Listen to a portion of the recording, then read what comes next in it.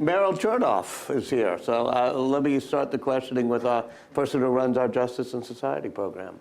Hi, Justice. How are you? Hi, Justice. How are you? So in the book, you have a chapter on opening the courthouse doors. And you wrote about, in some detail, Dolly Filártiga and her case. And as we all know, in the refugee camps today, there are 100,000 Dolly Filártigas or more.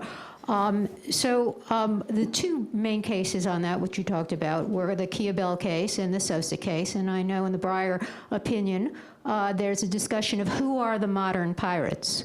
So one question is, if you were examining those cases, what would you be looking to as the sources of customary international law? And then the second question, which you asked in the book, is should the answers to this be coming from Congress? So if you were the Ayatollah, what would you be suggesting that the Congress do? Well, clarify the statute. Yeah. I mean, that's the, and so since it may well be that Congress won't, we have to work with a statute that's 200 years old, at least, more than that. And for those of you who haven't followed this, it's a great story. And it is in a different area. It's in the human rights area. Dolly Filártiga is from Paraguay. In the 70s, she showed up in New York. There she finds in New York a man, also from Paraguay, who tortured her brother to death in Paraguay. And she brings a lawsuit against him because she also found a law that was passed in the 1790s, probably in part, to compensate victims of pirates. And it says an alien, basically it says an alien can bring a suit in an American court for the violation, for damages for a violation of the law of nations. She won. She went back to Paraguay and she said, I came to the United States to look that torturer in the eye, and I came back with so much more. Well, good. But as a result of that case, a lot of other people began to bring cases.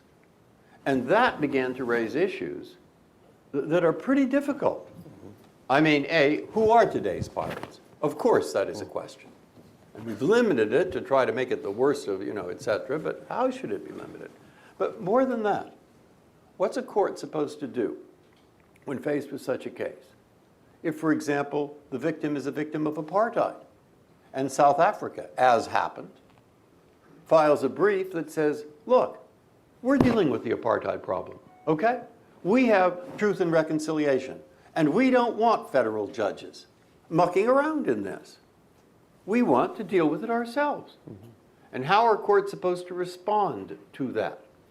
And more than that, how can we, in fact, get an interpretation that is generalizable if other nations do the same kind of thing, whether through the International Criminal Court or a tort suit that in European countries often goes along and is part of the criminal prosecution? It should work out. It shouldn't be a circumstance so that if country A does it and B does something a little different and C does something over here, they step on each other's toes and everything gets mucked up instead of it working in harmony. And the way that I describe that, it seems to me that the way this is normally put is if we allow this suit, then all over the world everybody is going to try to sue Henry Kissinger. Mm-hmm. Right. The alien tort statute. Yeah, right. That is not a happy result. It has to work out. And there is no Supreme Court of the world to work it out. Mm-hmm. And so that is an example, because Congress, if Congress acts, fine, wonderful. Then we've got the answers. Mm-hmm. But if they don't, then, and depending on how they do it, mm-hmm. you'll have judges who themselves in different countries have to take into account what the implication of their opinion is for how other countries might or might not behave. Now that is not a new idea.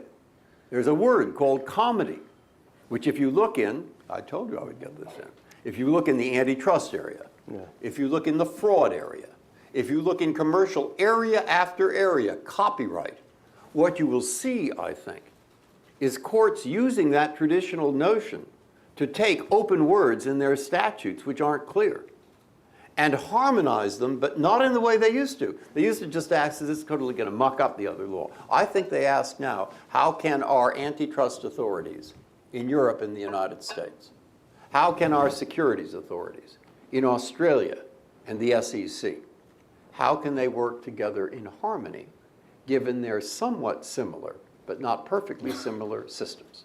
Right. And therefore, we get briefs from lawyers and countries across the world trying to help us, from their own point of view, answer those kinds of questions. And that's the world as it is. I'm not saying that's some future world.